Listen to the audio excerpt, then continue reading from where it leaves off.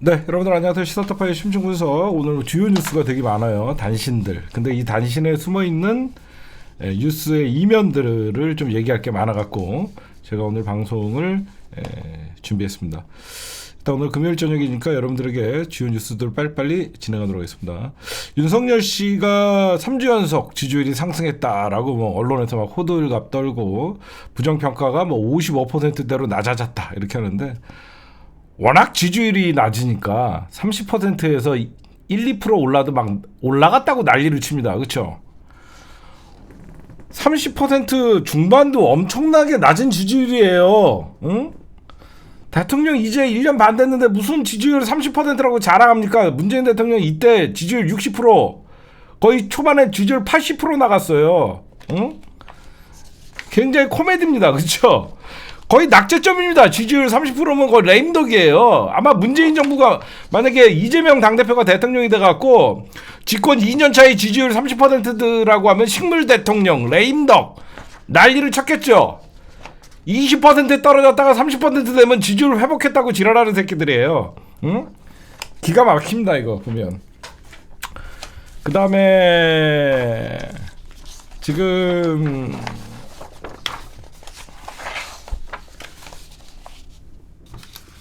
저는 오늘 굉장히 위험한 뉴스라고 봤는데, 이 박진 외교부 장관이요, 현재 이스라엘과 팔레스타인이 전쟁을 치르고 있죠.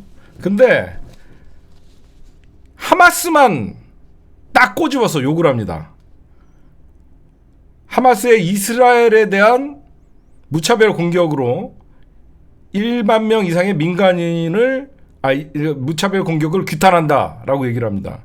근데 현재 이스라엘의 가자지구 사실상 전쟁으로 거의 1만 명에 달하는 민간인이 죽었는데 이거에 대해서는 비판하지 않았어요. 차라리 말을 하지 말든가. 저는요, 이 발언 한마디는 탄핵감이라고 생각해요. 왜 그러냐면 대한민국의 외교부 장관이 이런 어떻게 보면 전쟁에 끼어들어갖고 한쪽 편을 든다는 것은 해외에 있는 우리 국민들을 테러의 위협에 노출시키는 겁니다. 이제 대한민국 안에서도 테러가 일어날 수도 있는 거예요. 그렇죠? 해외 교민들의 안전을 보장한다 그러면 이런 말을 하면 안 되죠. 응? 제가 볼 때는 이런 극단적인 어떤 영토 분쟁을 하고 있는 나라들의 전쟁에 대한민국이 끼어들어갖고 한쪽 편을 드는 자체가 굉장히 자국민 보호에 소홀하는 것이다. 문제가 심각한 겁니다, 이거. 그 다음에 어제 여러분들 알다시피 국회에서 노란봉투법과 사실상 그 방송법 두 가지가 통과가 됐죠. 통과가 됐는데 대한민국의 노동부 장관이라는 자가 노란봉투법을 때립니다. 웃기죠. 노동부 장관은 노동자를 위해서, 그 권익을 위해서 사실상 노동부가 존재하는 겁니다. 근데 노동부 장관이 노란봉투법 통과됐다고 주무부처 장관이, 이정식 고용노동부 장관이 즉각 브리핑을 열고 비난을 쏟아댑니다. 웃기죠. 노동부 장관이 노동자를 때리고 여성가족부 장관이 여성가족부를 없애야 된다고. 이 정부의 장관들은요, 그 부처에 가장 맞지 않는, 반대하는 사람들을 걷다가 심죠. 국토부 장관은 양평 고속도로 김건희 처가에다가 몰아줘 놓고 이상 없다라고 얘기하고요. 그런 장관입니다. 법무부 장관은 법을 어기고 있고요. 웃긴 정부예요. 네. 그렇게 얘기해주고 싶어요. 그 다음에 윤석열이가 또 꼼수 정치를 지금 하고 있습니다. 뭐냐? 갑자기 여러분들 주식 양도세 완화를 검토 중이다. 이 뉴스가 갑자기 나옵니다.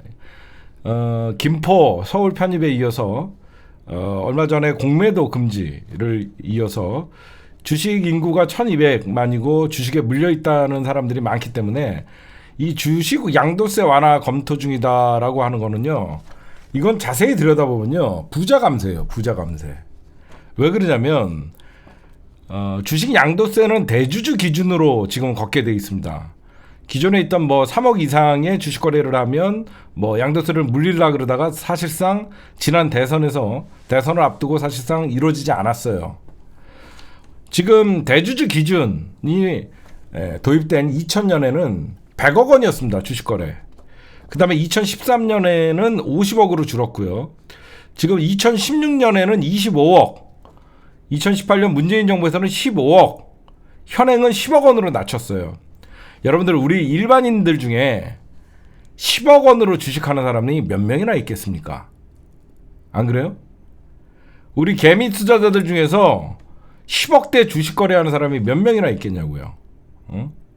이 대주주 기준으로 사실상 대주주 기준은 법률이 아닌 시행령으로 개정을 할 수 있기 때문에 10억 이상 누가 여러분들 주식거래에다가 현금 10억을 갖다 놓고 주식거래를 하냐고요. 일부 돈 많은 사람들이나 이건 개미가 아니죠. 그래서 윤석열이가 주식 양도세를 폐지하겠다는 거예요. 이 주식 양도세는 양도세는 현재 대주주 기준이거든요. 세금 없다고 난리치면서 부자들 10억 이상 거래하는 사람들의 세금도 깎아준다는 거예요. 그 다음에 이재명 당대표가 오늘 여러분들 아시다시피 횡재세라는 얘기를 합니다. 횡재세가 여러분들 무슨 말이냐고 그냥 이재명 당대표가 얘기했으니까 횡재세 뭐 뭔가 좋은 거겠지 이렇게 생각하는데, 횡재세는 건 다른 거 말 그대로 횡재예요. 횡재. 앉아서 돈 버는 거. 예를 들어서 이 횡재세에 해당되는 게 뭐냐면요, 정유회사. 세계적으로 원유값이 올라가는 바람에 앉아서 원래 한 달에 1,000억 벌던 정유회사가 갑자기 유가가 급등하는 바람에 1,500억을, 그러니까 500억 50% 이상이 갑자기 수익이 늘어나고 앉아서 횡재하는 거죠. 환율에 민감하는 거잖아요, 그렇죠? 유가에 민감한 거니까. 그리고 어떤 그 세계 금리에 민감한 은행들 지금 앉아갖고 이자 올라가니까 은행 앉아서 지금 최고의 사상 최대의 흑자를 보이고 있거든요. 그래서 이런 횡재세 이번에는 추진을 해야 된다. 그래서 얼마 전에 윤석열도 은행들 깠잖아. 은행들 얼마나 은행이 잘못했다 이렇게 은행에 뭐라고 했죠? 독점 이렇게 했는데, 당연히 이거는 이재명 당대표가 던질 수 있는 카드죠. 윤석열도 은행 종로로 산다 강한 표현을 써가면서 은행의 이자 수익이 과도하고 비판을 했기 때문에 이 윤석열도 이거 만약에 민주당에서 밀어붙이면 횡재세 도입 논란을 윤석열이 거부할 수 없어요. 근데 그러면 이 시기에 왜 이재명 당대표가 횡재세를 던졌을까? 지금 어떻게 보면 내년 총선은 결국 서민들을 위하는 어떤 각 당의 공약들이 필요하죠. 지금 이슈 선점은 김포를 던지면서 국민의힘이 선점을 하고 공매도를 제한을 하면서 사실상 주식 투자하는 사람들이 단기간에는 어떤 주식이 급등을 하면서 좋을지 모르지만 장기적으로 보면 그게 과연 이익인지 아닌지 그건 좀 봐야 됩니다. 공매도 문제는 무차입 공매도가 굉장히 불법성이거든요. 말 그대로 여러분 공매도 얘기 잠깐만 하면, 무차입이라는 게 뭐예요? 원래 공매도라는 거는요, 내가 저 주식을 얼마에 사올게, 잠깐 주식을 빌려달라 그래갖고 그 주식을 떨어질 때 여러분들이 낮은 가격에 공매도를 해갖고 사오는 거예요. 근데 무차입 공매도라는 건 뭐냐면, 거짓말로 나 저 회사의 주식을 빌려왔다라고 하는 거죠. 그러니까 차입을 정상적으로 빌려온 약정서나 그런 것도 없이 나 저 회사의 주식을 빌려왔다, 거짓말로 빌려온 척하면서 공매도를 치는 거죠. 그런 자들은 불법성이죠. 그래서 외국 같은 경우에는 이런 불법 무차입 공매도에 관해서는 굉장히 엄벌합니다. 징역 100년 이렇게 때리거든요. 그래서 무차입이 가장 문제가 되는 거거든요. 그래서 이런 이재명 당대표가 이렇게 횡재세 이번에 이렇게 던진 거는요, 서민들이 결국은 어떤 민생 경제나 민생 현안에 민생 정책에 민주당이 응수한 것이다, 이렇게 여러분들이 보시면 될 것 같습니다. 네, 뉴스타파의 보도, 이게 국가재정법을 검찰이 위반했다. 이거 여러분들 혹시 뉴스에서 보셨습니까? 국가재정법을 검찰이 위반하고 있었다. 특활비. 이게 무슨 말이냐면 국가 검사들 공무원이죠. 검찰도 법무부의 산하의 외청이죠. 검찰청이라고 하죠. 분명히 국가의 행정기관에 한 소속된 검찰청입니다. 근데 유독 국가에 소속된 여러 가지 기관들이 있지만 검찰은 이 특활비, 검찰의 특활비에 대해서 그 누구도 터치하거나 사실상 딴지를 걸지 않았었어요. 이 검찰이 여러분들 국가 예산이라는 건요. 만약에 제가 제가 검찰총장이에요. 검찰에 배당된 특활비가 올해에 만약에 500억이었다, 100억이었다. 라고 하면 그 100억을 특활비로 다 쓰다가 나머지 10% 예를 들어서 10억이 남았으면 그걸 법무부에 반환해야 되는 거예요. 그렇죠? 국가 예산은 남았다 그래갖고 킵하는 게 아니에요. 남으면 그 예산을 1년 예산이 남으면 그 예산은 반환해야 되는 거예요. 근데 검찰은 어떤 식으로 했냐?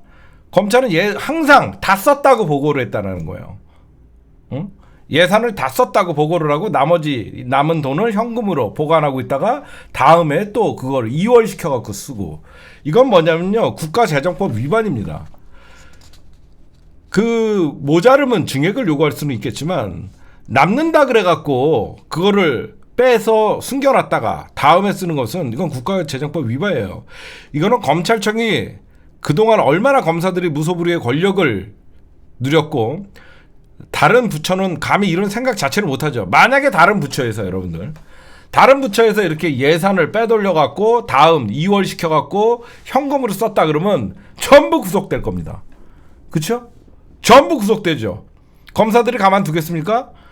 얘네들은 초법적 예상 집행이 이루어졌는데도 불구하고 전혀 국회의 통제권 밖에서 특활비를 제멋대로 사용한 의혹이 있는 것입니다. 그렇잖아요. 딴 부서에서 이런 짓 해봐요. 전부 압수수색에 난리가 났죠 벌써. 그래서 이 국가재정법 위반, 여태까지 검찰 어떤 짓거리를 하면서 살았는지 알겠죠. 왜? 지네가 수사하고 지네가 기소하니까 세상 무서운 게 없죠. 우리가 여러분들 한간에 이런 말들을 해요. 검찰개혁을 실패했다. 맞죠? 검찰개혁 실패했죠. 근데 여러분들 저는 검찰개혁이 실패했다고 생각하지 않아요. 왜 그러냐면 많은 국민들이 좋은 검찰이 있다라는 착각을 하면서 살았던 지난 70년 동안 이제는 웬만한 국민들은 검찰 개혁을 해야 된다라는 필요성을 느꼈고 그동안 우리가 몰랐던 검찰의 민낯이 세상에 드러났다는 자체가 다음 대선에서는 국민의힘이나 민주당이나 누가 정권을 잡든 간에 검찰은 한번 조질 거예요. 그렇죠? 저는 세상에 우리 많은 국민들이 그동안 우리 진보 진영이라고 하는 사람들은 박근혜를 수사하면 그 검사들을 순진하게 응원을 했었단 말이에요. 근데 이제는 검찰이 무슨 짓을 한다 그래갖고 그들을 응원하지는 않죠. 저는 그래서 우리가 2019년 그 추운 가을부터 그 추운 겨울까지 촛불을 들었던 거는 많은 사람들이 검찰의 민낯을 알게 했던 집회였고 많은 사람들이 검찰은 왜 개혁의 대상인지를 많은 국민들이 일깨워주는 여태까지 검찰의 민낯은 까질 일이 없었거든요. 그렇죠? 우리가 여태까지 여러분들 검찰의 특활비까지 건드릴 수 있는 이 단계까지 올라왔다는 것은 정말 진일보한 일이라고 생각합니다. 예전에 우리가 검찰이 특활비를 얼마 쓰는지 어떻게 알았어요? 검찰이 특활비에 대해서 우리가 솔직히 관심이 있었습니까? 없었잖아요. 왜? 이제는 검사들도 검찰도 국가 공무원이라는 인식이 딱 박혀 있는 거예요. 저는 굉장히 이게 중요한 거라고 생각합니다. 그렇죠? 옛날에는 우리는 검찰은 공무원이라는 생각보다 권력기관으로서 그들은 어떤 짓을 해도 우리는 책임을 묻지 못한다고 생각했는데 검사들이 잘못해도 탄핵될 수 있다는 게 민주당이 이번에 좋은 선례를 남긴 것이고 검사도 잘못하면 구속될 수 있고 검사도 기소될 수 있다는 것을 그리고 탄핵대가 될 수 있다는 것을 국민들이 무오류의 검사가 아니라 오류투성이의 검사들이다라고 여러분들에게 말씀드리고 싶습니다. 그 다음에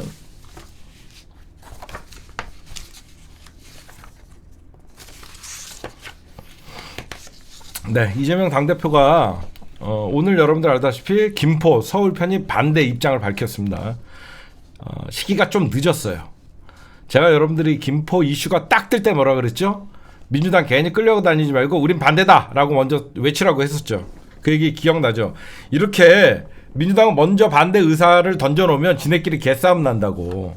그렇죠? 조금 늦은 감은 있지만 이재명 당대표가 우린 반대다 입장을 확실히 지금이라도 밝힌 것은 굉장히 잘한 것이다. 그렇죠? 왜냐면 시간이 지나면 지날수록 만약에 이게 여론이 김포 편입에 대해서 서울이나 경기도나 인천에서 여론이 좋았다 그러면 국민의힘이 민주당을 압박하는 수위가 굉장히 많았을 거예요. 근데 이게 여론도 경기도민도 싫어하고, 그렇죠? 인천 시민들도 싫어하고 서울 시민들도 싫어하다 보니까 민주당이 이거는 뻔한 수였어요. 그냥 떴다방이라고 제가 첫날 그냥 표현을 했잖아요. 국민의힘 떴다방 떴다. 내년 총선 앞두고. 지금 좀 늦은 감은 없지 않지만 이재명 당대표가 반대한다. 잘하셨어요. 그다음에 오늘 조국 장관님이 페이스북에 글을 쓰셨죠. 윤석열에게 빼앗긴 대한민국의 명예를 회복해야 된다. 제가 왜 이 얘기를 하냐면 조국 장관님이 이런 말씀을 하셨어요. 페이스북에 총선은 개인 명예 회복의 자리가 아니다라며 이같이 시작을 했는데 이 극친명계 인사들이 조국을 공격을 했습니다. 이러면 안 됩니다. 아무리 친명이라도. 조국 장관한테 총선 출마하는 게 개인의 명예회복을 위해서 지키는 자리가 아니다라고 하면서 친명 진영에서 조국을 공격했어요.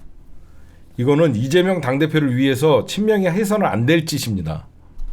그렇죠? 제가 말씀드리고 싶은 것은 진짜 이재명을 위한다 그러면 문재인 대통령과 이재명을 갈라치게 하면 안 돼요. 정말 이건 잘못된 거예요. 그렇죠? 진짜 이재명을 대통령을 만들고 싶으면요, 어떻게든지 문재인 대통령과 이재명 당대표가 하나라는 것들을 국민들이 인식을 해야 되고 같이 갈 수 있도록 지지자들이 분란이 일어나지 않도록 말조심을 해야 되는 거예요. 근데 친명 진영에서 총선은 개인 명예 회복의 자리가 아니다 라고 얘기를 하니까 이재명 당대표, 조국 장관님이 맞다, 개인 명예 회복의 자리가 아니다. 조국 사태의 뒷면은 윤석열 검난이라면서 조국의 고통은 윤석열의 희열이었다. 조국의 치욕은 윤석열의 영광이었다. 국민이 부여한 검찰권을 오남용하여 대한검국을 만드는 윤석열 검찰 독재 정권에게 빼앗긴 대한민국의 명예도 회복해야 한다라고 강변을 했습니다. 저는 근데 이런 얘기를 좀 드리고 싶어요. 조국 장관님이 국회에 의원에 출마를 해서 당선되면 그게 왜 명예회복이 아닙니까? 그렇게 언론에서 조국 죽으라고 기사를 쓰고 민주당 안에서도 조국을 비판했지만 조국은 유권자들에게 선택을 받아갖고 국회에 들어올 수 있다 그러면 명예회복하는 거 아닙니까? 그렇게 조국의 강을 건너라고 하는 조중동의 말을 들으면서 민주당 수박들이 항상 조국을 공격했죠. 제가 욕을 먹을 각오로 하면서 한마디 할게요. 왜 민주당은 친명이건 비명이건 조국에게는 그렇게 냉정하냐? 조국도 민주 진영을 위해서 싸우는 사람이다. 누구보다도 가장 두려워하는 검찰 권력과 맞서서 싸웠던 조국을 괜찮냐라고 말을 한마디라도 해주면 될 텐데 왜 친명이건 비명이건 조국 죽이지 못해갖고 그렇게 난리를 피냐. 동지가 동지에게 칼을 꼽는 짓은 민주당은 해서는 안 된다 라는 말씀을 좀 드리고 싶습니다. 조국은 왜 당하고만 있어야 되냐. 조국은 국회의원이 되면서 안 되냐. 조국도 사람이다. 사람이기 때문에 국민들의 지지를 받으면 명예회복하는 거다. 이럴 때 보면 국힘당보다 민주진영이 더 잔인해요. 마음이 아픕니다. 그렇죠? 제가 이런 거 보면 민주진영이 더 잔인해요. 내년 총선을 위해서는 내 동료가 죽어나가든 살든 내 동료는 늘 죄인으로 평생을 살으라는 겁니까? 조국의 명예회복은 먼 민주당의 자산이 될 겁니다. 제가 조국 빨아서 그러는 게 아니에요. 사람은 정도가 있는 겁니다. 맞을 만큼 맞은 사람을 이제 겨우 훌훌 털고 일어나려고 하는 사람을 또다시 넌 누워있어 라면서 다시 한번 죽이려고 하는 거는 민주 진영에서 해서는 안 되는 일이에요. 저는 그렇게 생각합니다.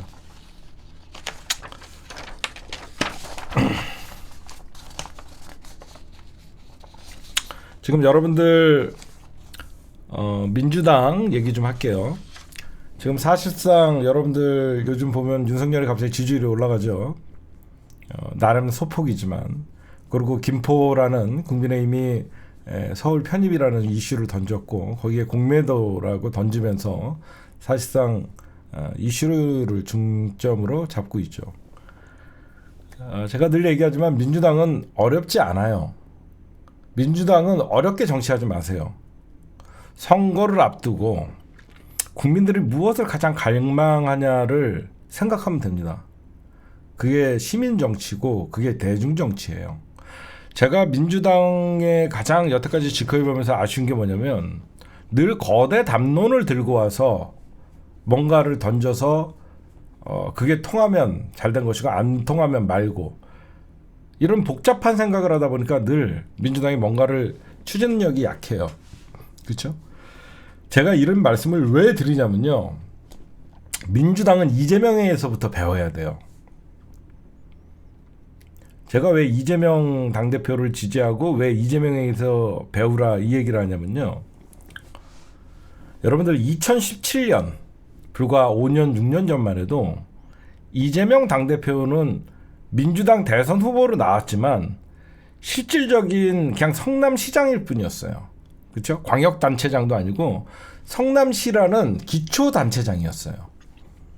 그런 5년 전만 해도 기초단체장이었던 성남시장 이재명이 어떻게 대선 후보가 됐는지는 민주당은 그 과정을 연구해서 대중의 어떤 니즈를 파악하는데 반드시 써야 됩니다. 이게 무슨 말이냐면요. 이재명 당대표가 성남시장에서 갑자기 대중적 민주당의 대선 후보가 되는 과정을 보면요. 대중의 마음을 가장 잘 읽었던 사람이에요. 가장 그게 필요했던 게 뭐냐? 바로 기본소득이라는 거였어요. 처음에.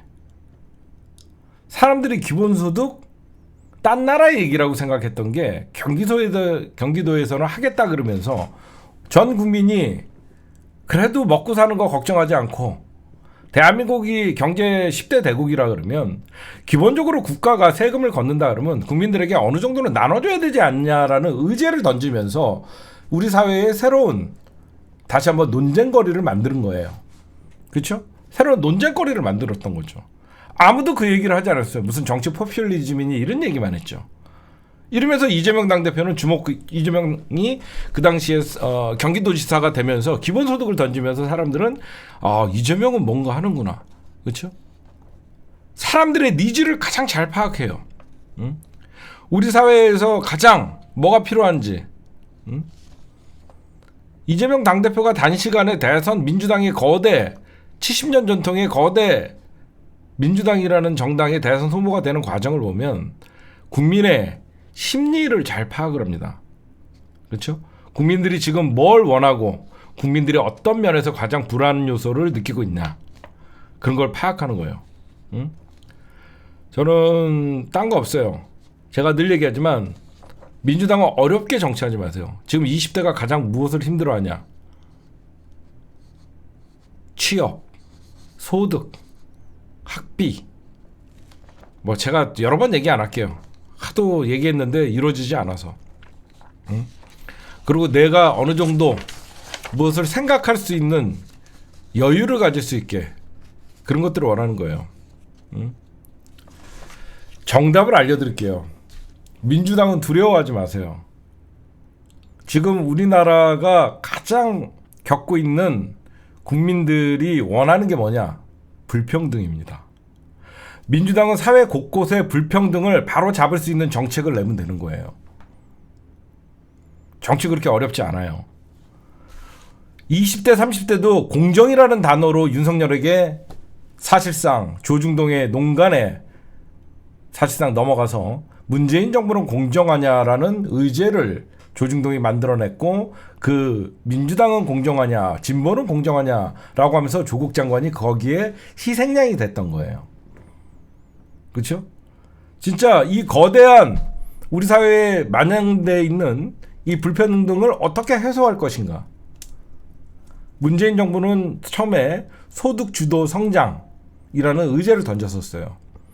이재명 당대표는 그 불평등을 조금 줄이기 위해서 경기도지사 시절에 기본소득이라는 의제를 던졌습니다.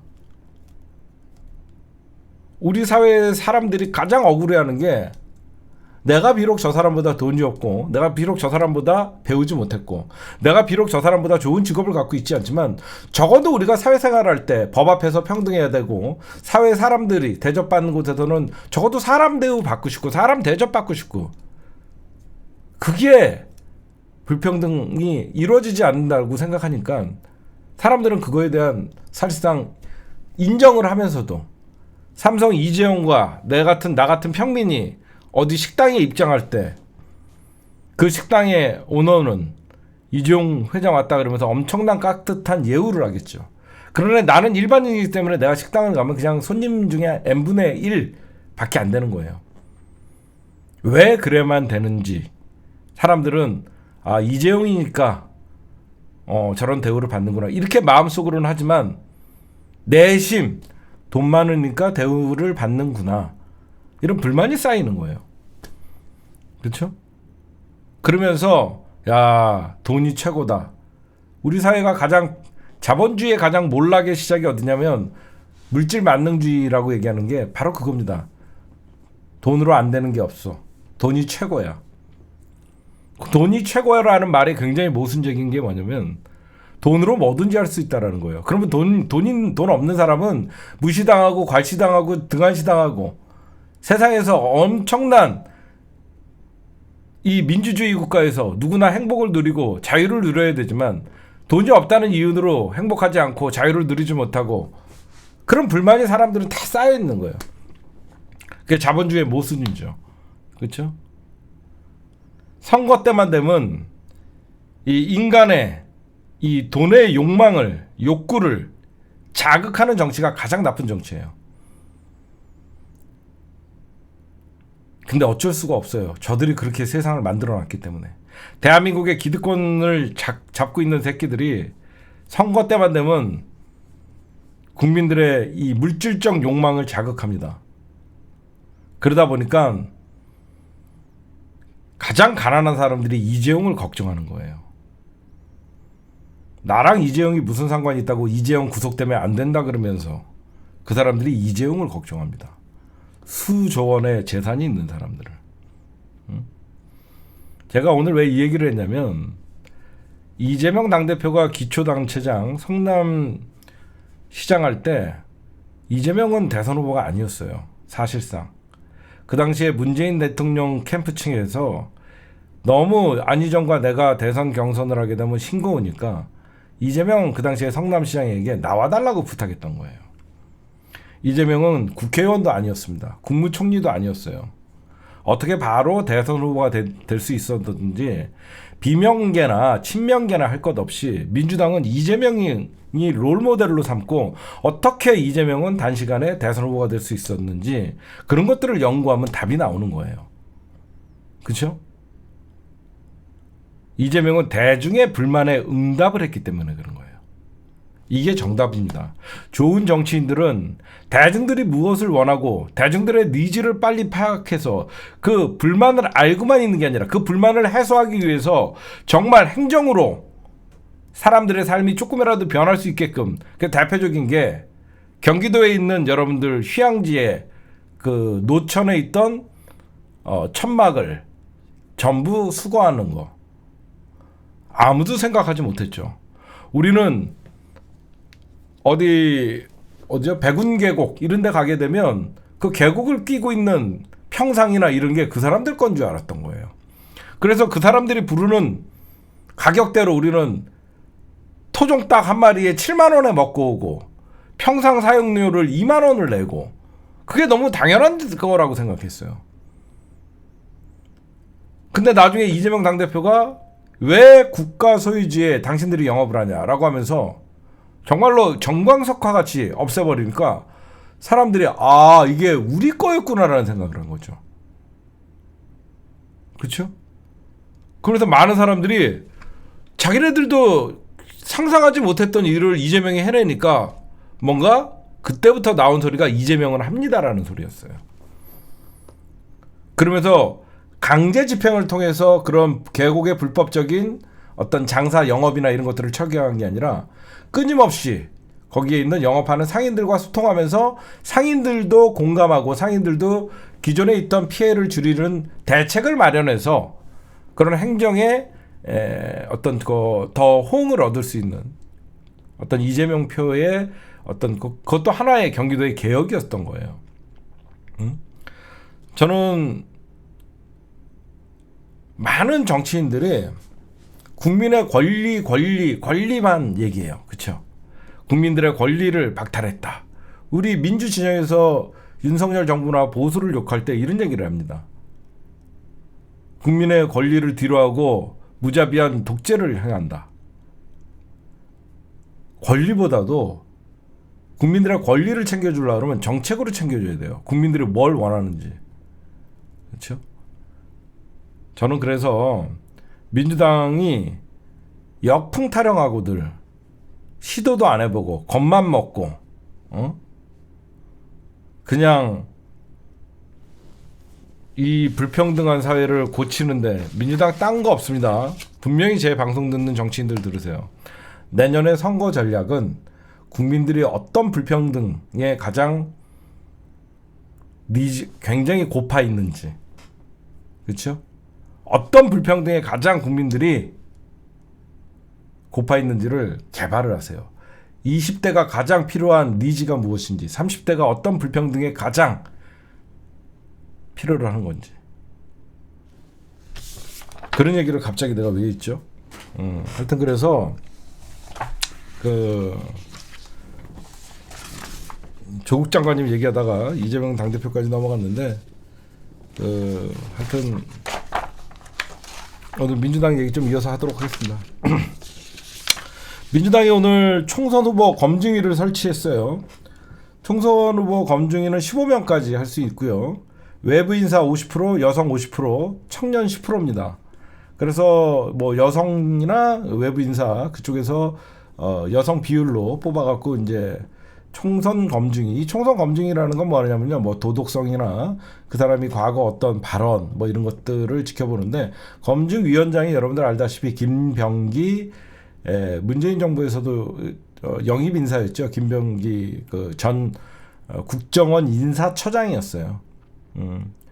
국정원 인사처장이었기 때문에 많은 정보를 갖고 있겠죠. 김병기.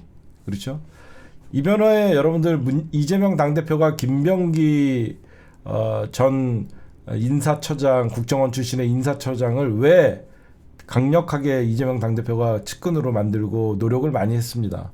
왜 그러냐면 국정원의 인사처장이었기 때문에, 인사를 담당했기 때문에 누가 어디에 가 있고 누가 무슨 일을 하는지 아직도 잘 파악을 하고 있어요. 아직도 국정원 안에 네트워크가 있겠죠. 자기가 인사를 관리했기 때문에 누가 승진을 했고. 그래서 많은 정보들을 갖고 있기 때문에 내년 4월 10일 날 총선에 많은 분들이 지금 내년 국회의원 배지 달겠다 그러면서 공천을 신청을 하고 경선을 신청을 하고, 민주당 그럴 거 아니에요. 그래서 지금은 친명입니다. 이게 너무너무 자랑스러운 거예요. 전 문재인 대통령이 영입했지만 당연히 이재명이라는 새로운 시대의 민주당의 미래의 권력이 나타나면 자연스럽게 친명이 되는 겁니다.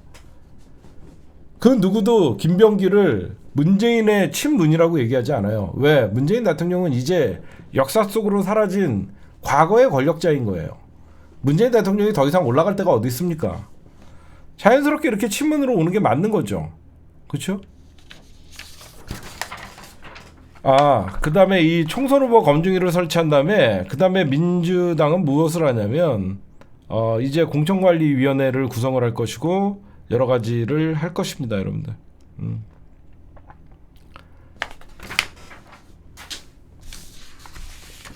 그 다음에 노란봉투법과 방송법, 결국은 오늘 아침에 김원준 총수도 잘 해석을 해주시던데, 쟤네들이 원래 노란봉투법과 방송법 이거를 막기 위해서 필리버스터를 하려고 그랬었죠.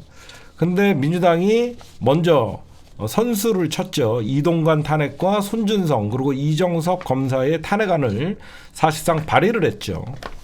발의를 하면서 쟤네들이 아차 하면서 사실상 국회에서 예정돼 있던 필리버스터를 포기하면서 방송장악이 얼마나 그렇게 급했는지, 노란봉투법과 방송법이라는 사실상 자기네들이 극렬히 반대했던 법안도 통과시키면서 탄핵을 막았죠. 그 이유는 노란봉투법과 방송법은 대통령이 거부권으로 날려버리면 되니까, 이 탄핵은 민주당이 가결을 해버리는 순간 직무가 정지가 돼요. 그렇죠? 탄핵은 이동관이든 이정섭이든 손준성이든 민주당에서 탄핵을 발의하는 순간 모든 직무가 정지가 됩니다. 옷도 못 벗어요. 그러니까 얘네들은 머리를 쓴 거죠. 필리버스터를 포기하고, 여러분들 말씀드렸듯이 24시간 이후부터 탄핵안 발의 이후 24시간이 지난 다음에 부터 72시간 안에 표결을 해야 되는데 꼼수를 부린 거죠.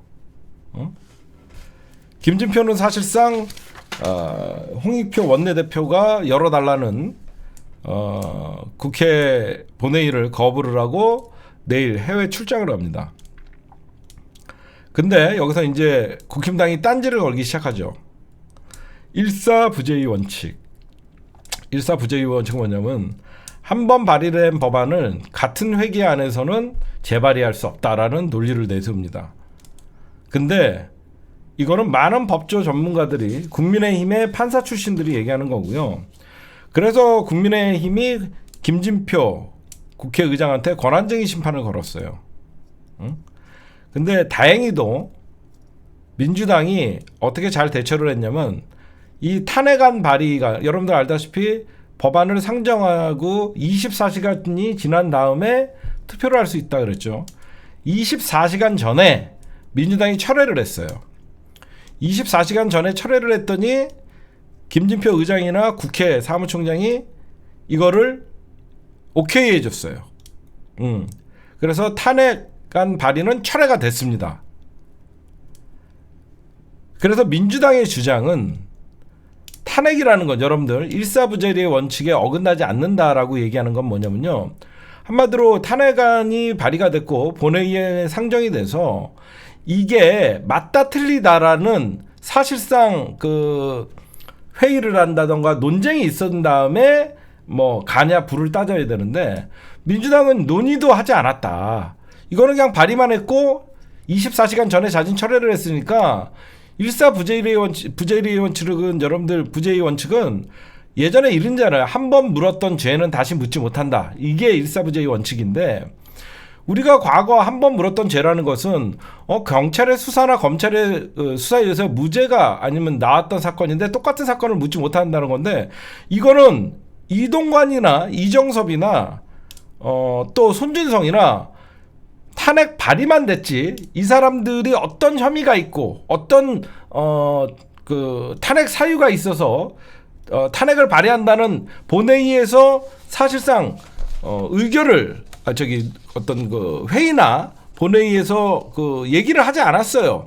논의 자체를 안 했다는 거예요. 논의 자체를 안 했기 때문에 이거는 일사부재 원칙에 상관없다. 민주당의 입장이고, 많은 법률가들이 이건 철회를 했기 때문에 일사부재한테 영향을 받지 않는다. 왜? 죄를 물은 게 아니니까 철회를 했으니까요. 그래서 지금 이제 국힘당이 이제 꼼수를 쓰고 여기에 권한쟁의 심판을 하는데, 이제 민주당 안에서는 12월 1일 본회의가 열리면 상정을 해서 그때 처리하도록 하겠다. 왜냐면 이동관이는 바로 날려야 돼요. 그러니까 직무 정지를 시켜야만 이동관이가 이제 총선에 본격적으로 내년 총선을 여론전을 펼치기 위해서 지금 이동관이를 끌어다 놨죠. 그래서 지금 여러분들이 보시면 벌써 KBS는 줄줄이 옷을 벗고 있어요. KBS 뉴스 앵커들은 벌써 교체가 되고 있고 벌써 박민이라는 KBS 사장이 임명이 되지도 아직 않았는데 인사청문회 하나 거쳤을 뿐인데 알아서 KBS는 기리고 있습니다. 그래서 사실상 김진표가 본회의 거부를 했기 때문에 12월에나 탄핵 발의가 다시 재추진하게 되고 거기에 민주당이 근데 민주당이 이동관 탄핵 그리고 검사 탄핵은 의지가 강합니다. 재추진하겠다. 국회랑 사무처가 국회법에 어긋나지 않는다라고 하면서 사실상 통과시켜줬습니다. 잠시 미뤄졌을 뿐이지. 하여튼 법조문 해석의 입장차는 있는데 이거는 왜 민주당이 유리하냐면 사법부가 법을 만드는 사람들이잖아요. 입법부 국회는 웬만하면 국회가 결정하는 사안에서는 뒤집지 않아요. 잘. 국회에서 유권 해석을 했던 국회 사무처나 이런 데서 유권 해석한 일에 대해서 그렇게 정치에 정치 개입을 최소화하려는 게 사법부의 입장이라서 사실상 뭐 민주당이 그렇게 뭐 불리할 것 같지는 않다. 그다음에 오늘 본격적으로 얘기는 잠시 노래 한 곡만 듣고 여러분들이 이어서 하도록 하겠습니다. 네. 오늘의 단신이었습니다. 네, 여러분들 오늘 뉴스가 이제 국민의힘 얘기들이 많이 나와요. 그러니까 먼저 제가 결론을 좀 말씀드리면요. 12월은 민주당이나 국민의힘이나 둘 다 위기예요. 가장 어느 정당이 버티느냐입니다. 먼저 민주당 같은 경우에는 가장 큰 위기는 이재명 당대표의 구속 위기였죠. 그 구속 위기를 넘겨서 민주당이 살아나니까 민주당에게 다가올 위기는 그렇게 커 보이지가 않아요. 여러분들도 그렇지 않아요? 누가 좀 싸운다 그래갖고 누구 탈당한다 그래도 별로 민주당은 그렇게 큰 위기감이 없어 보여요. 왜 그러냐면 워낙 당대표의 권위나 검찰이 사실상 이재명 당대표를 잡아 넣으려고 했을 때 그때 가장 큰 위기였어요. 우리 민주정의 위기감, 그러니까 이 민주당의 위기가 아니라 민주진영 자체가 사실상 와해될 뻔했었어요. 그러니까 검찰이나 국민의힘이 사실상 누가 기획했는지 몰라도 저는 누가 기획했다 한 씨가 기획했다라고는 생각하지만 너무 민주당에게 사전에 큰 예방주사를 놔줬어요. 그렇죠? 민주당에게 너무 큰 예방주사를 놔줘갖고 그 어떤 민주당의 분란이라 이런 게도 별로 분란으로 보이지 않는 착시 효과가 생겼어요. 그렇잖아. 예전에 만약에 민주당이 아무 일도 없이 평탄하게 쭉 가다가 평탄하게 갔는데 누구 탈당한다 또 이재명 막 공격하면 총선 내니까 시끄러워지네 이렇게 할 수 있지만 워낙 자기네 당대표를 검찰의 아가리에다가 쳐넣어주려고 했던 이런 비명계가 했던 짓을 보면 지금의 탈당은 너무 당연한 거야. 그렇죠? 지금 지나고 보면 어떤 민주당이 너무나 큰 내년 총선 예방주사를 미리 맞았기 때문에 아무리 외부에서 흔들고 어떤 일이 발생해도 민주당은 굉장히 별로 분란이 없어 보이는 착시 효과가 있어요. 이게 왜 중요하냐면 조중동이 민주당의 분란을 엄청나게 자극을 하겠죠. 선거 앞두니까. 왜? 국힘당은 지금 여러분들 지금부터 민주당도 지금 뭐 공천 뭐 기획단 뜨고 총선 기획단 뜨고 공천관리위원회 뜨고 거기에 어떤 사람들이 명명이 공천 기획단에 누가 들어갔다더라 하면 민주당도 시끄러워요. 그러니까 지금 12월이 딱 되면 어느 당 지도부가 버틸 수 있는 힘이 있냐 이 싸움입니다. 누가 봐도 김기현이는 못 버텨요. 그렇죠? 지금 인요한이로 지금 저 좀 만나요 이러고 돌아다니고 시간 끌기용이지만 결국 국민의힘은 인요한이가 용핵관에 그러니까 윤핵관에서 또 용핵관으로 구분하려는 용핵관 용산에 근무하는 윤석열의 측근들을 결국은 영남에 꽂으려는 이 인석열의 움직임 벌써 다 국민의힘은 파악하고 있죠. 그래서 대대적으로 영남 중진들이 반기를 들고 나는 평생 여기서 정치했기 때문에 내가 서울을 왜 가냐? 주호영, 장제원, 나는 절대 부산을 지킬 거다. 장제원. 그런 윤핵관이 더 이상 윤석열 지지율도 나오지 않는데 그 사람이랑 같이 할 리가 없죠. 이런 여러 가지 위기가 있다 보니까 그러니까 국민의힘은 여러분들 왜 제가 엄청난 위기설이고 저는 12월이면 아작 난다고 보는 게 내부의 위기와 외부의 위기가 동시에 있다는 거예요. 그렇죠? 만만치 않은 내부의 분열, 국힘당, 만만치 않는 이준석의 신당이 안팎으로 지금 국민의힘을 흔들고 있기 때문에 이거는 엄청난 사건이 될 겁니다. 왜 그러냐? 일단 오늘 안 된다고 파이어 김종인 그리고 늘 왜 여러분들 저는 이번에 김종인이가 금태섭과 이준석의 자리를 만들어줬냐? 금태섭 해봐야 무슨 영향력도 없고 사실상 민주당 출신이라는 그 간판 하나로 사실상 신당 창당한 거거든요. 근데 이준석이가 왜 금태섭과의 만남을 흔쾌히 응했냐? 이준석은 지금 정치를 하는 게 아니라 복수를 하는 겁니다.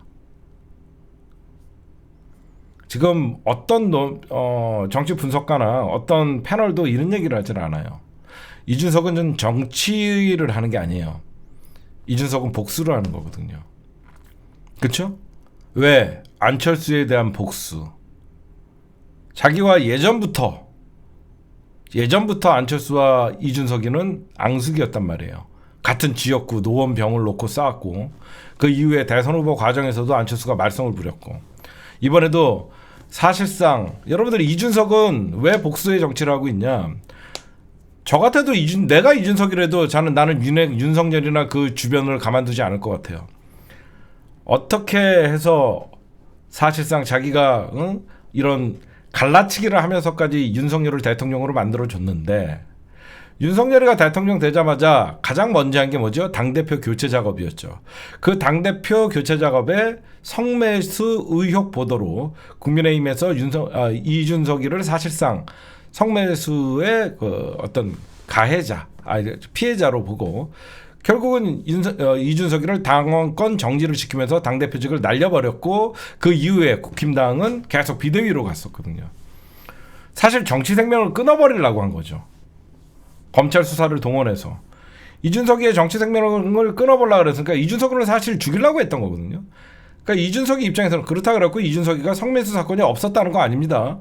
분명히 경찰이나 검찰에서 그리고 국민의힘에서도 죄가 있기 때문에 사실상 이준석이를 그 징계를 한 거고 그러면 대선이 끝난 다음에 사실상 국힘당에서는 이준석은 버리는 카드였었어요. 그렇죠? 만약에 이준석이가 미래의 국힘당을 이끌어갈 자산이라고 생각하면 이런 대한민국의 보수들은 이준석을 보호해줬겠죠. 근데 이준석이 느낄 때는 이미 나는 국힘당 윤핵관 현 권력 세력 집권 세력에게는 버림을 받았구나라는 느낌을 강하게 들었겠죠. 예를 들어서 지금의 당대표 이준석 그 당시에 이준석 당대표가 마음에 들지 않는다 그래서 성매수 사건으로 이준석을 날린다는 것은 사실상 이준석이는 대선 이후에 용도 폐기였다는 거죠. 그건 누구보다도 이준석이가 잘 알겠죠. 또 등에 칼을 꼽히는구나. 그 이후에 이제 이준석이는 복수의 정치를 시작한 거죠. 때를 기다렸고. 그러다 보니까 이준석은 적절한 타이밍을 받았죠. 윤석열이 가장 아플 때가 언제냐? 선거 직전이다. 윤석열이 가장 아픈 게 뭐냐? 언제가 가장 좋은 타이밍이냐? 윤석열이 지지율이 가장 안 나올 때다. 그렇죠? 시간이 지날수록 이준석은 정치 거물이 돼버렸어요. 왜? 이준석이 왜 정치 거물이 됐을까요? 여러분들 보시기에 말을 잘해서? 윤석열을 까서? 아니죠. 윤석열의 지지율이 떨어지니까 윤석열의 지지율이 떨어지고 윤석열에 대한 부정평가가 올라가다 보니까 이준석 말이 맞는 것 같이 들리는 거예요. 그렇죠? 제가 그래서 민주당이 여기서 굉장히 마이너스를 얻었다고 하는 게 왜 윤석열을 까는 대표적인 사람이 이준석이 됐냐 이거죠. 민주당에 걸출한 스타가 나와서 윤석열에 대한 확고한 비판을 하면서 윤석열 정부에 대항하는 이미지를 민주당의 스타가 나왔어야 되는데 같은 당의 이준석이가 까니까 내부에서 총질하는 게 더 아픈 거거든요. 그렇죠? 뭐든지 내부에서 쓴소리하는 게 더 저 사람이 더 선명해 보이고 저 사람이 더 믿음직스러운 거거든요. 근데 만약에 윤석열의 지지율이 집권 초기에 60%까지 올라갔는 상황에서 윤석열의 지지율이 굉장히 높은 상황에서 이준석이 비판했다라 그러면 이준석은 그냥 반핵관, 저거는 국민의당에서 내쫓아제, 이런 굉장히 안 좋은 여론몰이가 됐을 거란 말이에요. 근데 반대라는 거죠. 부정평가가 60%가 되다 보니까 나름 국민의힘을 지지했다가 돌아서신 분들이 대부분 이제 표가 빠진 거잖아요. 지지율이 빠진 거죠. 그러니까 저런 민주당도 욕하지, 국민의힘 안에서도 이준석이가 윤석열 지지율에 대해서 굉장히 비판을 하지. 그러다 보니까 윤석열의 지지율은 굉장히 낮은 수치로 거의 레임덕 수준의 30% 또는 20% 후반까지 떨어졌던 겁니다. 그리고 이제 선거가 다가오면 다가올수록 그런 이준석의 모습이 점점점 커지는 것이고요. 제가 그래서 이준석을 키워주면 안 된다고 얘기하는 게, 이준석의 신당은 이번엔 100% 나옵니다. 그게 바로 12월인 거죠. 외부에서는 국민의힘에서 둘로 쪼개지는 신당 창당설, 그것도 윤석열이가 가장 노리고 있는 TK 지역에 신당을 차린다는 것은 사실상 윤석열이가 왜 요즘 갑자기 미친 것도 아니지만 여기저기서 국민이 무조건 옳다, 민생만 바라보겠다라고 하면서 여태까지 깽판 치다가 이제 좀 하는 척하냐. 내년 총선을 앞두고 윤석열은 어떻게 해서든지 박근혜를 찾아가서라도 영남 지방의 부정평가를 낮추고 지지율을 올려야 되는 입장이고, 어떻게든지 지지율 40% 중반까지는 회복해야만 내년 총선을 윤석열 재평가 의미의 총선을 치를 수 있거든요. 그걸 용납하지 않겠다고 하는 게 바로 이준석이죠. 여러분들 보세요. 김종인, 금태섭, 이준석 3명의 공통점이 뭐죠? 전부 윤석열에게 뒤통수 맞았다고 생각하는 사람들입니다. 그렇죠? 김정희도 안 된다고 봐요. 뭐 비대위원장 모셔온다, 막 예전에 국힘당 들어갈까, 무소속으로 출마할까 막 그럴 때 김정희 찾아가갖고 조언을 구한다, 개소리, 뭐 비대위원장 영입한다 그러다가 갑자기 뭐라고 했는지 그분을 존경하지만 막 이상한 소리 했단 말이에요. 나는 앞으로는 그 윤석열이랑은 안 한다고 봐요. 진짜 이렇게 됐었어요. 그러면 김종인도 뒤끝이 상당한 정치인입니다. 노욕에 찌든. 그럼 김종인도 윤석열에 대한 반감이 있고, 이런 반감이 모인 사람들이 사실상 제가 아까도 얘기했지만 금태섭의 최고의 무기는 뭐냐? 민주당 출신이라는 거예요. 누가 보면 민주당 출신의 금태섭, 윤석열에게 보다 어떤 좋은 정치를 하라고 나름 충고를 했던 전 국민의힘 당의 당대표 이준석, 거기에 따뜻한 보수의 이미지를 갖고 있는 유승민. 제가 여러분들에게 분명히 얘기하지만 사람들이 착각하더라고요. 유승민과 이준석이가 같이 합쳐서 신당 창당하지 않습니다. 유승민은 수도권의 신당을 창당할 겁니다. 제 예언이 맞나 보십시오. 유승민은 어떻게 해서든지 수도권에 기반을 둔 신당 창당을 할 거예요. 사람들이 그걸 못 짚고 있어요. 유승민은 따뜻한 보수를 해서 강남에 나가도 당선이 가능합니다. 유승민은 수도권의 신당 창당, 이준석은 영남의 신당 창당을 해서 그때 합치는 거예요. 그러면 더 폭발력이 생기는 겁니다. 처음부터 이준석과 유승민이가 만나갖고 신당 창당을 하면 그 이벤트는 거기서 끝나는 거예요. 그러나 유승민의 신당 창당, 나름 수도권에서 노력을 하겠죠. 이준석의 영남에 기반을 둔 신당 창당, 서로 뛰다가 선거 직전에 합친다는 거예요. 그러면 그 파괴력에 대해서 언론의 이슈가 되는 것이죠. 제가 왜 이런 정치 촉으로 예언을 하냐면, 이준석이가 전국정당이라는 얘기를 합니다. 그렇죠? 만약에 영남에다가 신당 창당에 그칠 거면 감히 이준석이는 전국정당 또는 대통령 후보를 내는 정당이라는 말을 할 수가 없어요. 그렇죠? 전국정당이라는 건 전국 선거구에 후보를 낸다는 뜻이거든요. 그렇잖아요. 전국 정당이라는 영남에다가 신당 창당을 한다는 것은 영남에 국한돼 있는 지역 정당일 뿐인 거죠. 근데 이준석이는 계속 다음 대통령 후보를 냈고 수권 정당이 되겠다는 거예요.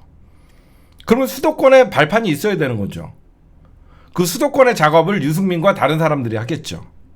그런 다음에 수도권의 유승민과 다른 사람들, 영남의 이준석과 다른 사람들이 힘을 합쳐서 신당 창당을 하겠죠. 거기에 플러스 뭐냐? 호남계 이탈자들이 나올 겁니다.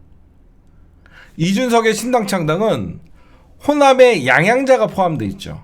호남의 양양자 플러스 호남의 공천 못 받은 사람들. 그래서 호남에는 그 출신들이 나가는 것이고, 영남에는 이준석과 그 사람들이 나가는 것이고, 유승민과 그런 사람들이 나가는 것이고요. 그러면 전국 정당이 되는 것이죠. 그래서 비례대표 당을 만들어도 이 당은 사실상 비례대표 의석수만 해도 5석에서 10석을 먹을 수가 있죠. 수도권에 후보를 내고요. 영남에 후보를 내고요. 호남에 후보를 낸다 그러면 사실상 국민의힘이 1대1로 붙어도 민주당한테 이길까 말까 하는데, 지금 생각보니까 왜 그러냐면 다음 달 되면 이거는 외부 충격이죠. 국민의힘 내부 충격은 어떤 게 있어요? 김건희 특검이 기다리고 있어요. 그렇죠? 김건희 특검, 50억 대장동 특검, 여기에 잘하면 빠르면 11월에 오죠. 거기에 국힘당 안에서의 영남 중진 불출마, 거기에 용화대가 사실상 어디다가 공천할 것이냐. 사실상 저는 윤석열 지지율이 12월에도 30%나 20%에 머물러 있으면요, 누가 국힘당 대탈출 러시가 일어나지 나는 윤석열과 함께 사라지겠다라고 하면서 충성을 맹세하겠습니까? 절대 없죠. 그렇죠? 지금이야 지켜보자라는 관망세에 김기현 지도부를 지켜보면서 하지만 김기현도 12월 되면 버티지 못합니다. 갑자기 인요한이가 나타나더니 김기현 불출마해라 라고 하니까 득답을 피합니다. 김기현이가 요즘 무슨 생각을 하겠어요? 씨발 좋댔다. 윤석열이 지지율 많이 나올 줄 알고 아직 살아있는 권력이라고 생각해서 나름 신윤회관이 됐는데, 내년 총선을 앞두니까 지지율도 나오지 않고 오히려 이준석이가 국민의힘의 가장 큰 정치인으로 보인다는 거죠. 거물로. 얼마 전 여론조사를 보니까 이준석이가 대선 후보 여론조사에 올라오기 시작했습니다. 이준석이가 지지율이 3%가 나오고 있어요. 왜 안철수는 이준석이를 이렇게 미워하냐? 지난 서울시장 선거에서 이준석이가 오세훈의 손을 들어줬거든요. 저 새끼는 나를 도와주지 않았습니다. 저 새끼는 항상 나를 미워합니다. 어린 놈은 새끼가. 저 새끼 제명해야 됩니다. 존나 뒤끝이 있는 거지. 서울시장 선거에서 오세훈이랑 안철수랑 경선을 하는데 이준석이가 그 당시에 당대표인데도 불구하고 보이지 않게 오세훈이를 밀어줬잖아. 얼마나 열받아, 안철수 입장에서는. 응? 서울시장 선거 끝나고 안철수가 한 게 뭐 있어? 저는 존나게 뜁니다. 마라톤 완주합니다. 존나게 뜁니다. 그냥 뛰어만 다녀 지금. 내년이 선거인데 뛰어만 다니다가 할 일 없으니까 눈치 이렇게 보다 보니까 윤석열이가 지금 당을 장악했구나. 정무 감각이 없으니까. 그렇죠? 정무 감각이 없다 보니까 갑자기 뒤늦게 신핵관이 돼버린 거야. 이준석이 제명해야 됩니다 라고 했더니 갑자기 김기현이랑 윤핵관이 뭐지 저 병신? 야 이 등신아 지금은 사면해야 돼. 그랬더니 안 됩니다. 이재명이란다. 이준석을 제명해야 됩니다. 뭐 이지랄 떠는 거야. 그러니까 저 등신 정무 감각 제로 이렇게 된 거죠. 그렇죠? 오히려 이준석을 욕해주면 윤핵관이 안철수가 드디어 정신 차렸다 이럴 줄 알았더니 저 등신 새끼 옛날에는 삐딱하게 굴더니 필요할 때는 이준석은 지금 끌어안아야 되는데 제명하자고 난리쳤더니 또 바람과 함께 또 사라지더니 국회에서 몇 번 보이던 기자회견 열고 그러더니 또 뜀박질하러 갔잖아. 그러니까 여러분들에게 말씀드리고 싶은 것은 국힘당은요 결국은 윤석열의 지지율이 안 나오면요, 여러분들은 입장 바꿔놓고 생각해 보십시오. 서울 수도권에서 125석이 걸려 있어요. 과거에는 대통령 지지율을 높고 국민의힘의 인기가 많으면 그 집권 권력자에게 고개를 숙이고 그 사람의 잘 보여서 공천을 받으려고 서로 줄을 씁니다. 근데 지금 어떻습니까? 윤석열 지지율이 나오지 않으니까 윤핵관 물러나고 영남 중진 물러나가라는 소리가 나오는 거예요. 그래서 윤핵관에서 밀어준 김기현이 물러나라고 지금 국힘당이 얘기하는 거예요. 그게 바로 데드라인이 12월인 거예요. 그 데드라인이 12월이라는 건 뭐냐? 지금 이제 국힘당도 선거조직위원 본부를 꾸렸죠. 이제 공천관리위원회가 이제 생깁니다. 어떤 자들이 공천을 관리하냐. 이미 국힘당은 이만희가 사실상 정책위장이 되고 이철규가 사무총장이 되면서 이건 용액관 공천하겠다라고 이제 대놓고 얘기한 겁니다. 제가 여러분들에게 재밌는 얘기를 하나 해드릴게요. 좀 있으면 장제원과 권선동이가 반윤핵관에 합류할 가능성이 많습니다. 왜 그러냐면 아니 나는 나갈라 그랬더니 못 나가게. 지지율도 안 나오는 새끼가 어디서 나가라고 말하고 해. 여러분들 윤핵관의 권선동이나 장제원이가 말을 들을까요? 안 들어요. 왜 안 듣는 줄 아세요? 자기는 배지만 달면 윤석열보다 임기가 1년 더 있거든요. 내년 국회의원 선거를 4월 10일 날 하게 되면 윤석열은 임기가 3년 남지만 내년에 당선만 되면 자기는 불체포 특권, 면책 특권이 있는 국회의원이 4년이 보장되거든요. 대통령 임기보다 국회의원 임기가 더 남아있기 때문에 이제는 윤석열은 힘을 못 쓰는 겁니다. 응? 결국 봐요. 과연 국민 여론이 김건희 특검이 저렇게 60%가 넘는 상황에서 윤석열이가 대통령 거부권을 행사하는 순간 내년 총선 망칠 일이 있냐? 국힘당은 끝나는 거예요. 이재명 당대표 가결이냐 부결이냐 민주당 안에서 부결시키면 방탄이라고 지랄 연병을 떨었어요. 제 식구 감싸기의 달인은 검사들이죠. 대통령이 대세도 진짜 제 식구 감쌉니다. 내년 이재명의 방탄이 통하지가 않는 거예요. 이제 여러분들 좀 말씀드리니까 알겠죠. 조중동이 아무리 방탄 탄핵, 방탄 국회 뭐라고 해도 윤석열이가 김건희 거부권을 행사하는 순간 이재명의 방탄보다 김건희의 특검 거부권은 비교가 되지 않는 거죠. 그래서 민주당은 더 이상 조중동이 얘기하는 이재명 방탄이라는 프레임이 먹히지 않는 거예요. 그쵸? 누가 봐도 아니 검찰이 하도 수사를 하니까 이재명 저렇게 아직도 괴롭히냐고 오히려 역풍을 맞을 수는 있어도 진짜 제 식구잖아. 진짜 지 와이프 아마 김건희가 결제할 거야. 지 와이프를 특검을 거부하는 순간 국힘당은 더 이상 방탄 국회, 방탄 이재명 이런 얘기를 하지 못하죠. 명분이 없잖아요. 니네나 똑바로 해라. 이재명 당대표의 가결이 되냐 부결이 되냐는 팽팽했었습니다. 여론조사를 해보면 가결해야 된다가 국민 여론에서 조금 더 높은 성향은 있었지만 거의 47대 43 모르겠다 몇 프로 이 정도로 나왔었어요. 그래서 여러분들 12월이 되면 일단 민주당이 예산안을 잡고 있죠. 예산을 통과시키냐 마냐. 국힘당은 여기저기서 이제 포퓰리즘 공약을 막 날려버릴 수밖에 없고 이제 국회에서는 민주당이 주도권을 잡을 수밖에 없고 그렇죠? 김건희 탄핵안 올리는 순간 주도권은 민주당으로 오는 거예요. 그렇잖아요. 모든 이슈는 김건희 탄핵이 다 빨아들여요. 대장동 50억 클럽도 아닙니다. 대한민국 역사상 대통령 부인이 특검에 올라가는 거는 헌정사상 최초입니다. 그만큼 국민 여론이 김건희 특검에 찬성인 거는 김건희가 비호감이 높다는 거죠. 그래서 민주당은 지금 사실상 걱정하지 않아요. 여러분들이 시간이 지나고 보시면 이게 굉장히 중요한 사항으로 이제 되는 거예요. 이게 11월 20 며칠도 될 수 있고 12월이 될 수 있으면 결국은 윤석열은 허구한 날 노동법도 노동법 방송법도 대통령이 거부, 김건희 특검도 거부. 그럴 바에 국회의 존치가 왜 필요합니까? 그쵸? 아니 입법, 사법, 행정이라는 상권 분리의 국가에서 뭐만 국회에서 통과시키면 대통령이 거부권을 행사하면 국회의 기능을 마비시키는 거죠.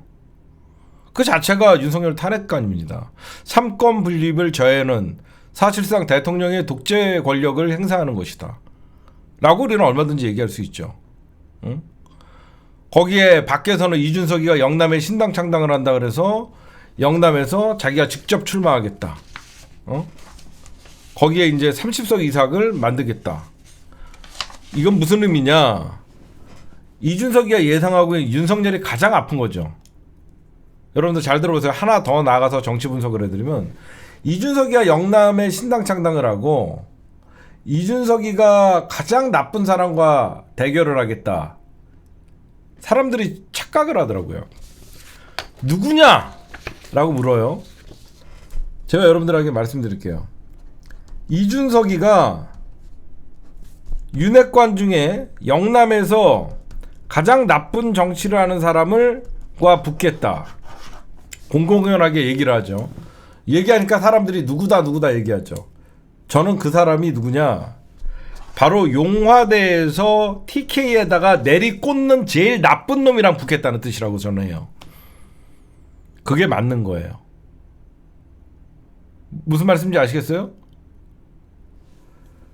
윤석열이가 분명히 TK에다가 자기의 신복 중에 신복을 공천하지 않을 겁니까? 거기에 자기가 나간다는 소리예요. 지금의 사람들이 잘 분석을 못하던데 지금의 기존에 있던 정치인과 붙겠다는 게 아니라 안 봐도 뻔히 용산에서 TK의 안전한 지역에 가장 나쁜 놈을 공천할 때 거기에 나가서 이준석이가 붙겠다는 뜻인 거예요. 그렇죠? 그래서 윤석열의 가장 아픈 부분을 붙겠다는 거죠. 윤석열이 가장 아끼는 검사 누군가가 떨어질 거 아닙니까? 대구에 그 새끼랑 싸우겠다는 얘기죠. 그래서 이준석이가 누군지 밝히지 않는 거죠. 누가 떨어질지 모르니까.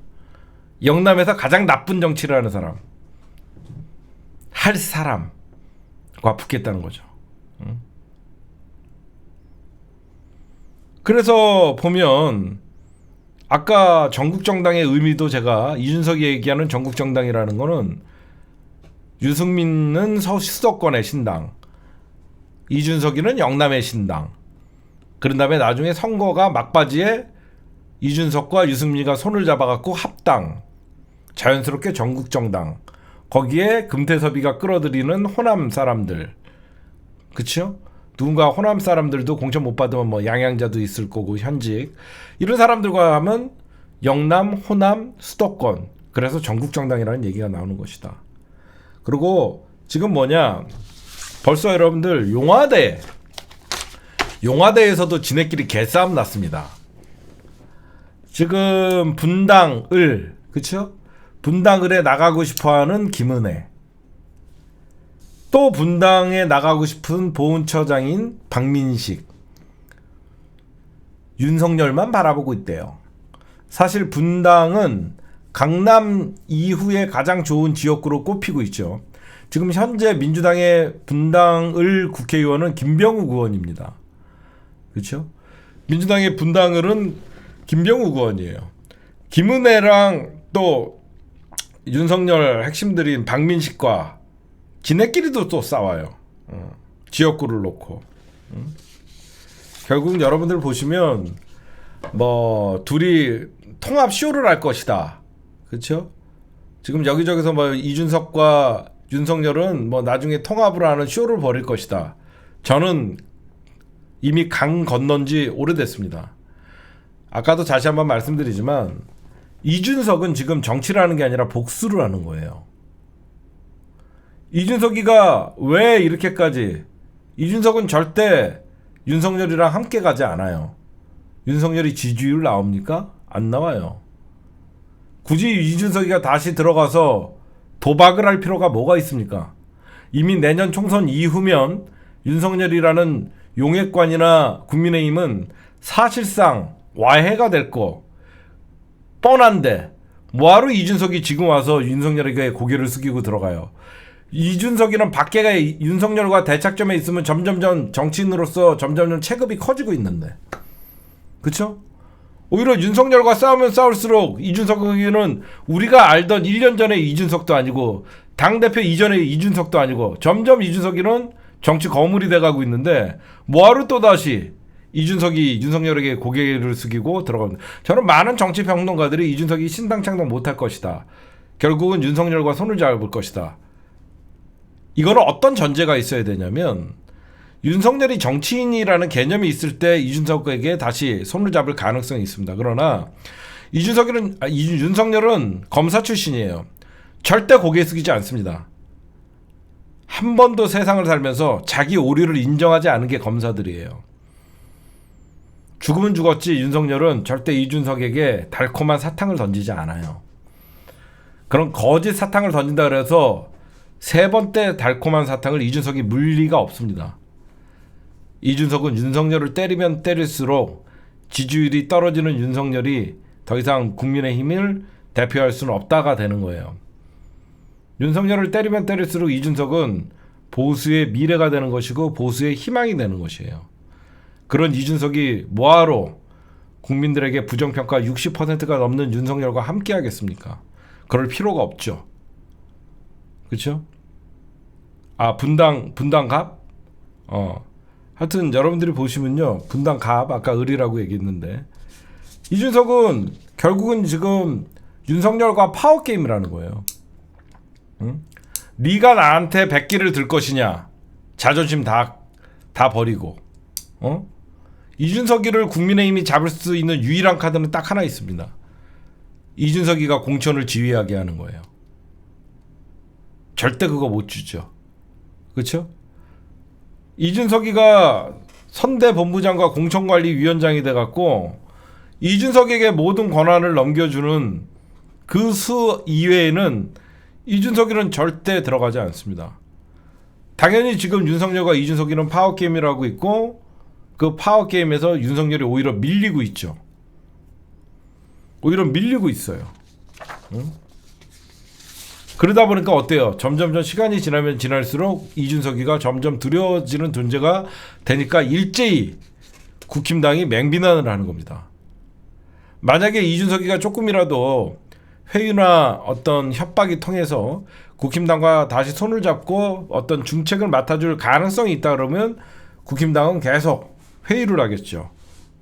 근데 국힘당에서 지금 대놓고 이준석이를 때리기 시작했습니다. 일제히. 그러면서 여러 가지 조중동과 정치 패널들을 이용해서 이준석의 신당이 성공 가능성이 낮다라고 얘기합니다. 왜? 무서우니까 그런 거예요. 그렇죠? 무서우니까. 파워게임에서 밀리고 있으니까 그런 거예요. 결국은 윤석열의 용화대의 신당이냐 이준석이의 영남 신당의 파워게임이에요. 윤석열은 불리하죠. 12월에 김건희 특검이 오고 김건희 특검을 거부하는 순간 지지율을 20%대로 땅바닥으로 떨어질 게 뻔히 보이고 노동법 반대하고 방송법 반대하는 순간 노동자들 그리고 방송 관계자들이 당연히 좋은 시선으로 기사는 나가지 않을 테고 국힘당은 사실상 12월이 가장 위기입니다. 오히려 제가 어떻게 보면 국힘당이 제3당이 될 수도 있어요. 이탈자가 많이 생길 수 있죠. 여기저기서. 정치인들은 선거 때가 다가오면 정당보다는 배지가 우선이에요.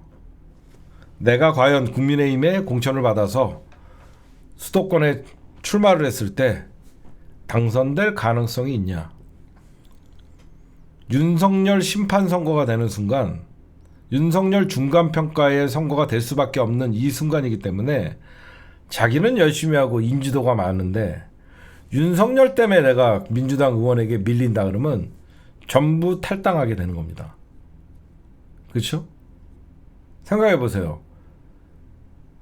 그 지역구가 팽팽했었는데 어느 순간 윤석열이가 부정평가가 높아지고 점점점 민주당의 공천을 받을 만한, 그러니까 이 지역에 유력하게 나올 사람이 나랑 지금 끊임없이 시뮬레이션으로 여론조사를 합니다. 자기 발표는 안 하지만 여론조사 기관에다가 자기 지역구의 여론조사 엄청나게 돌리고 있어요. 많은 사람들, 현직들은 누구를 대상으로. 내가 지금 현직이야. 다음에도 내가 여기 나갈 예정인데 저쪽에서는 얘가 나올 것 같아. 그렇죠? 그럼 국힘당도 마찬가지죠. 내가 국힘당 현재 국회의원인데 내가 지난 총선에서는 민주당의 쟤를 이겼어.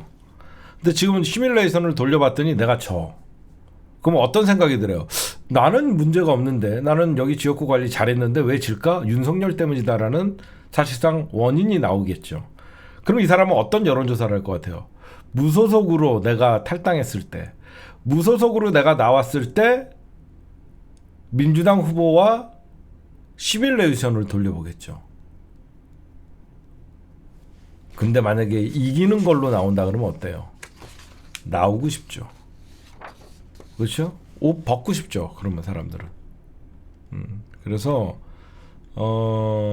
여러분들도 현재 아까도 얘기했지만 민주당도 시끄러워질 거예요. 엄청 시끄러워질 겁니다. 김두관 의원 잠깐 얘기 좀 하면, 김두관은 맨날 10가지 중에 9가지 잘하다가 한 가지 똥볼을 쳐요.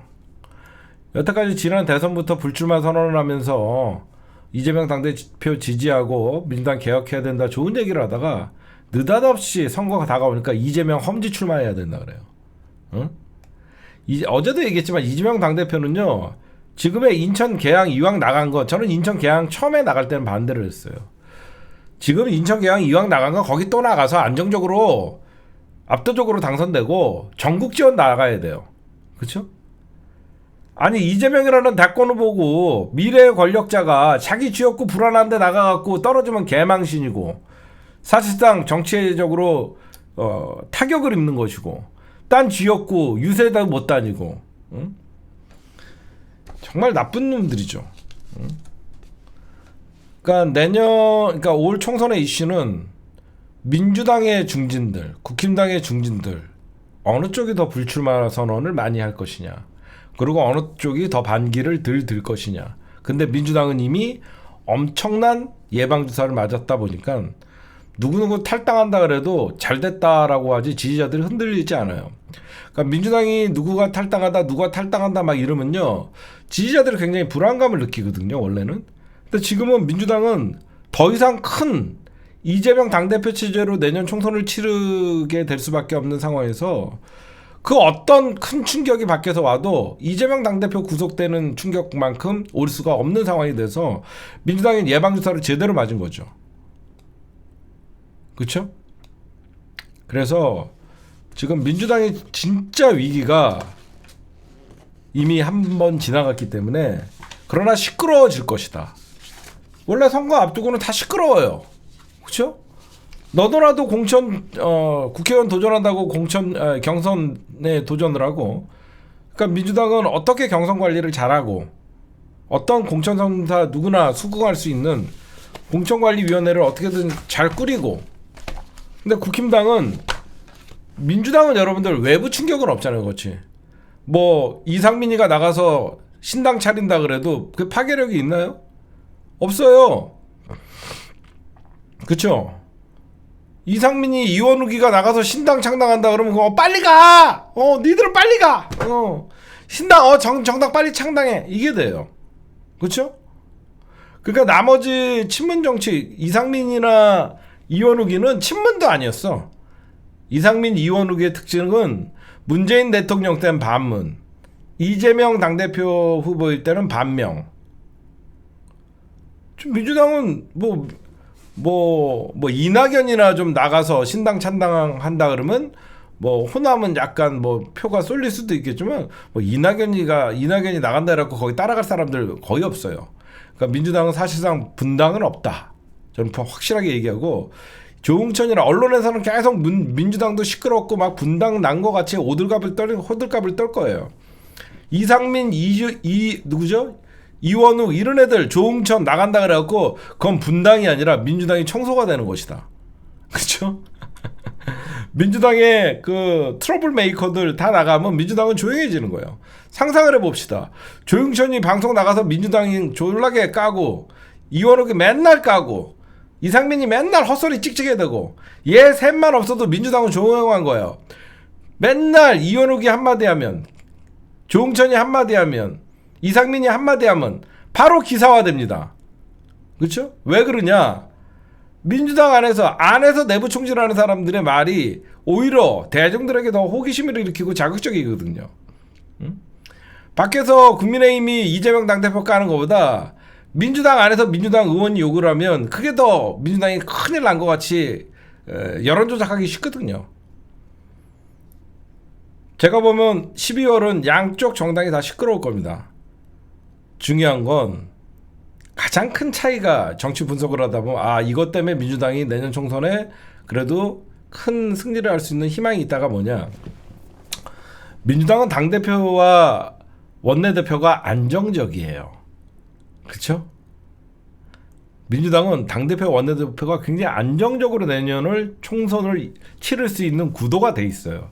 근데 국힘당은 어떠죠? 그러니까 매도 먼저 맞는 게 낫다라고 하는 게, 김은경 혁신이 뛰었을 때 민주당 말 많았죠. 지금 국힘당은 당 지도 체제 자체가 김기현이가 언제 날아갈지 모르고, 원내대표도 저쪽에서 사실상 윤핵관이라고 얘기하고, 그러니까 저쪽은 당 지도 체제, 지도부 체제가 불안한 상태고, 민주당은 불안했다가 지금 점점점 탄탄해지는, 총선 5개월 남겨놓고 민주당은 누가 봐도 원내대표 박광원이 물러가고 여러 가지 친명 인사들이라고, 그러니까 민주당이 좋은 사람들이 지금 당 지도부를 끌어차니까 그러니까 이견이 없다는 거죠. 그렇죠? 민주당 지도부 안에서 이견이 없기 때문에 민주당은 어떤 공천관리심사위원장이나 누구를 해도 일사천리하게 임명을 하고 내년 공천 작업을 끝낼 수 있다는 거예요. 근데 김기현 체제가 힘이 없고 결국은 용산만 바라보다가 김기현 물러나가라는 소리가 나오면 저쪽은 비대위든 뭐든지 구성하는 자체가 혼란이에요.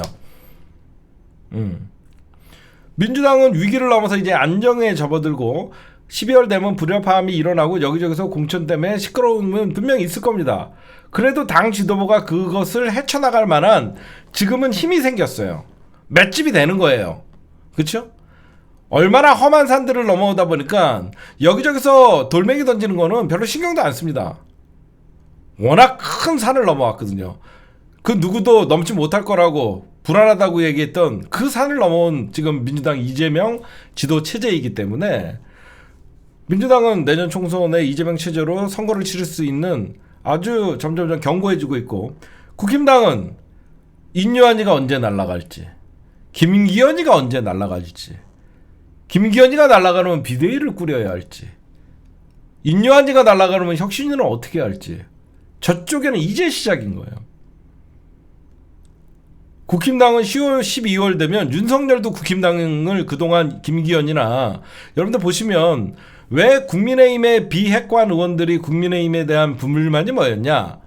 제발 당과 용산이 수평적인 관계를 좀 유지해야 되는데, 윤석열의 용화대에서 내려오는 하명 전달이 결국 김기현을 통해서 이 수직적인 관계를 개선해야 된다는 끊임없는 요구가 있었다는 거예요. 근데 이제 김기현이 날아가는 순간 결국은 국힘당은 누구랑 맞서냐? 용화대랑 맞서게 되는 겁니다. 이제 이해가 가시죠? 이제 윤석열도 국민의힘을 통제가 안 되는 거예요. 어떻게든지 국민의힘을 통제하기 위해서 김기현이라는 사실상 후보를 윤석열이가 대놓고 밀었잖아요. 김기현이 날아가는 순간 이제 각자 도생의 길로 국힘당은 갈 수밖에 없기 때문에 국힘당도 이제 용화돼서 왜 그따위 지지율로 무슨 당한테 이래라 저래라 야 이 흑백이야 이렇게 되는 겁니다.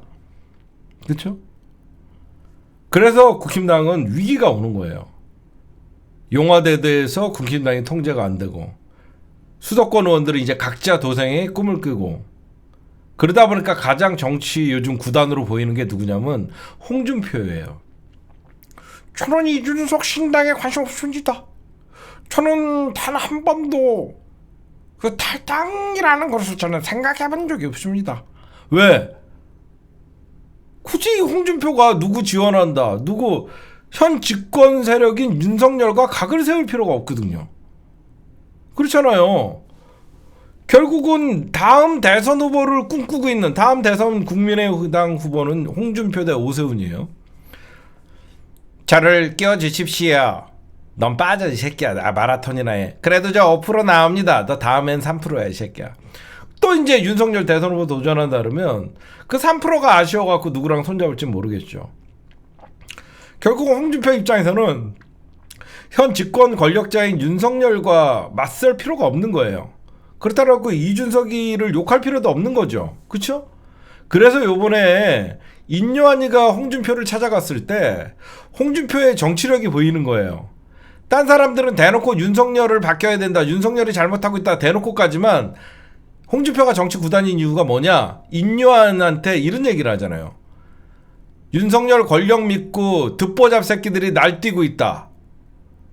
윤석열을 욕하는 게 아니라 윤석열 주변을 깐 거예요. 이제 이해가 갑니까?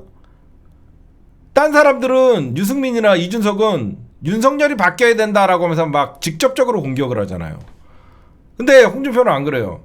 윤석열 주변에 권력 믿고 날뛰는 듣보잡 새끼들을 정리해야 된다 그래요. 굉장한 의미가 있죠. 현재 집권 권력자인 윤석열과는 맞서지 않으면서 그 윤석열 주변에 있던 사람들을 대신 돌려간 거죠. 그러면서 이준석의 신당에는 참여하지 않겠다. 나는 대구시장이다.